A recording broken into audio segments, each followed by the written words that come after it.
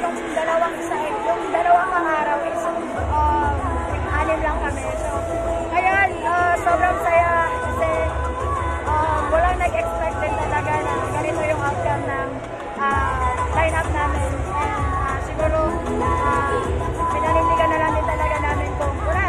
Lagi namin sinasabi na nandito na to. Panindigan na natin.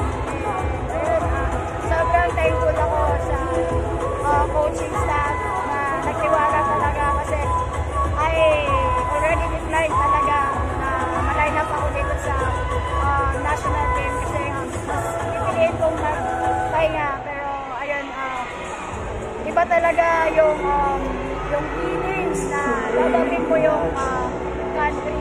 So ayun, nung nalaman ko rin yung mga kasama ko, binigyan ko, sige, why not i-try ko dito sa indoor kasi nga, knowing indoor international talaga ako, kahit ako nagtatak din ako sa sarili ko. But ito kami ngayon, pinakita namin kung ano yung meron ng mga Pilipino. Kaya thankful kami kasi gusto lang talaga din namin maglaro sa sport na gusto namin. Mas maraming beses ka ba namin makikita na sa national team indoor ngayon? Mas pipiliin ko siguro mag-rest muna talaga. Kasi kanina pinilit ko na lang din talagang maglaro. And may something so kailangan na talaga magpahinga. Pero minor lang naman. Pero ayun, namamanage naman. And ayun, dito na to. And syempre kung ano pa rin yung mga opportunities, grab pa rin.